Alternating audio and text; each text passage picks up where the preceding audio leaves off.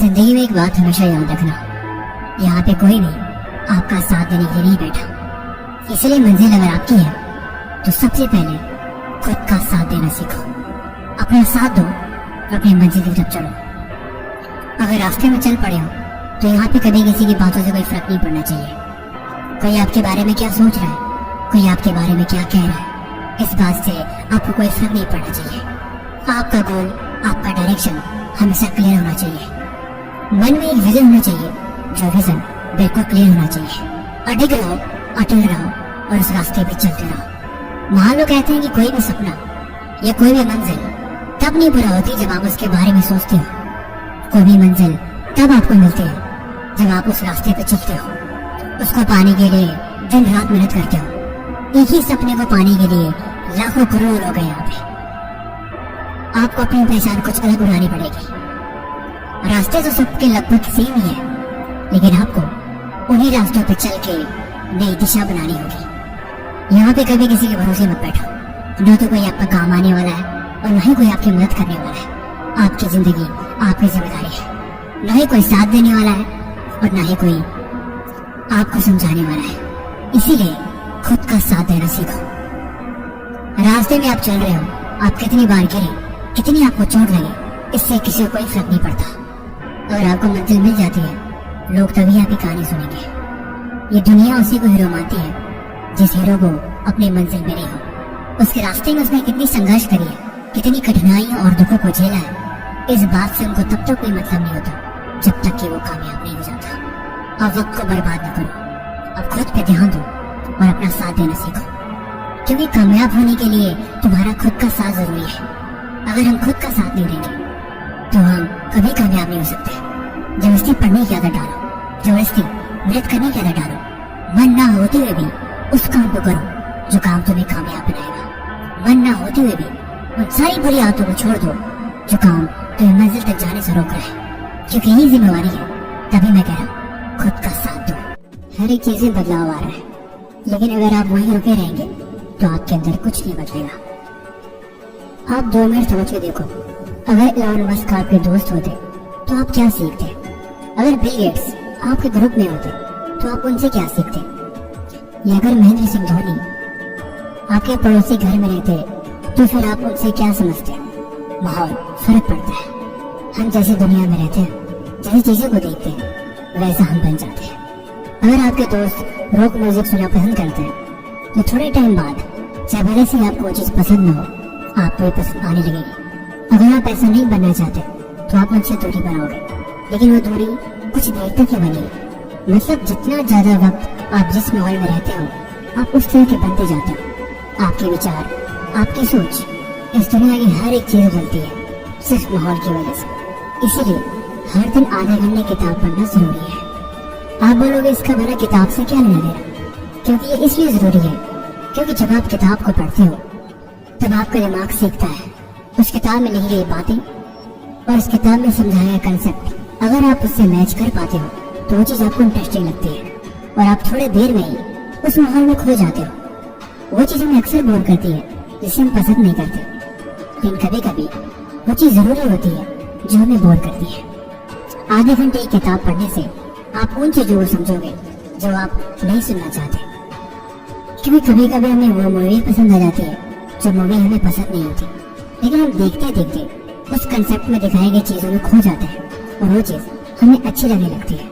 लेकिन उसके बाद भी हम सीखते हैं, जो हम देखेंगे, जो हम सुनेंगे, जैसा हम पढ़ेंगे वैसा हम बन जाएंगे। क्योंकि इंसानी दिमाग एक बंदर की तरह है, ये आज भी चीजों को देख के कॉपी करता है। जो देखेगा वो पक्का वैसा करने की कोशिश करेगा। अगर उसकी चीज पसंद आ गई तो किसी भी कीमत पे वो वैसा बनने की कोशिश जरूर करेगा। वाइट बफेट कहते हैं कि वो आज भी हर दिन 300 पेज किताबों को पढ़ता है, वो उनकी नॉलेज और उनके थॉट को इम्प्रूव करती है।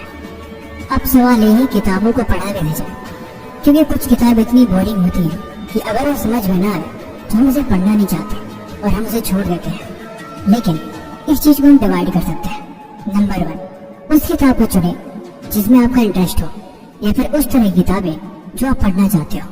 आप शुरुआत के 10 पेज से कर सकते हैं। अगर आप 10 मिनट भी पढ़ने में सक्षम होते हैं तो आप देखेंगे कि बाकी के 5 पेज पढ़ने के लिए आप खुद ही मजबूर हो जाएंगे। सारा खेल बस इंटरेस्ट का है, लेकिन कभी कभी इंटरेस्ट को बनाना पड़ता है। अगर आप जिंदगी में इंटरेस्ट को बनाना सीख जाते हैं, मतलब आप जिंदगी में अपना मकसद ढूंढ लेते हैं। जो जरूरी है वो जरूरी है, और जो करना है उसको हर हाल में करना है।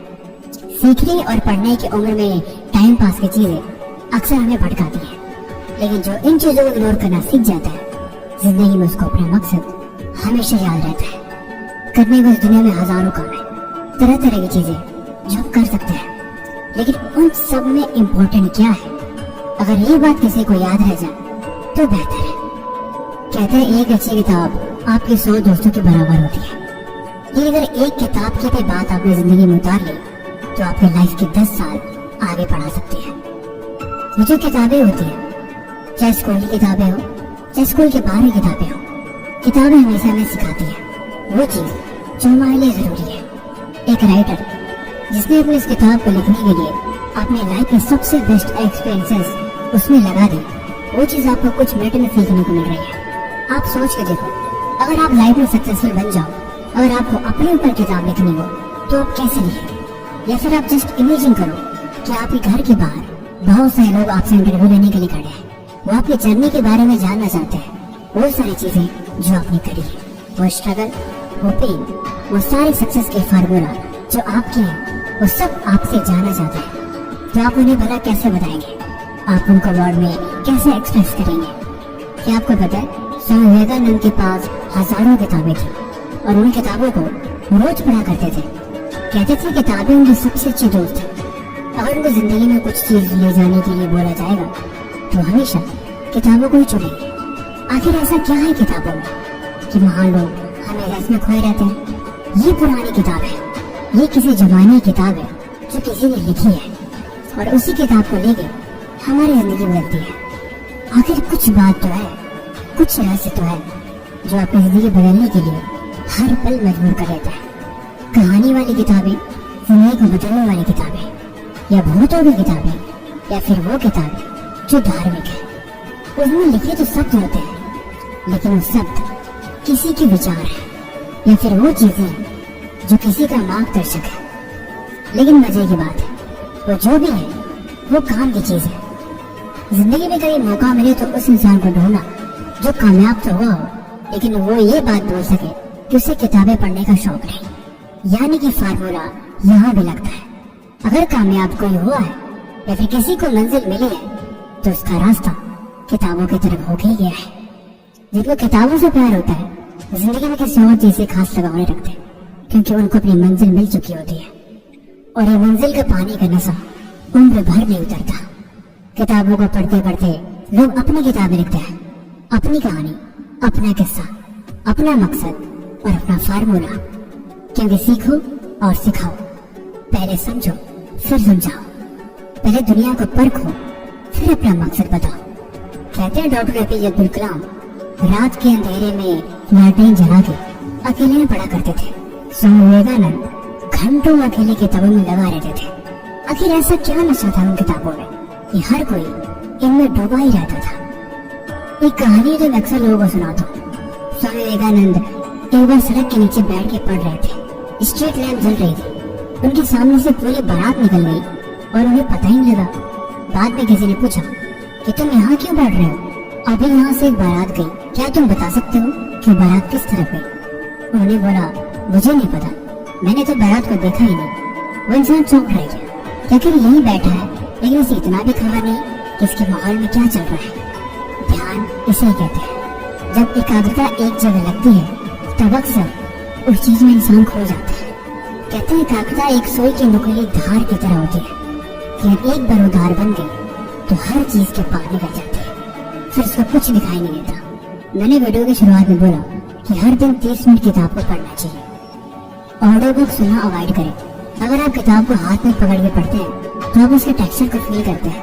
आपको महसूस होता है कि आप कुछ समझ रहे हैं, क्योंकि समझना जरूरी है।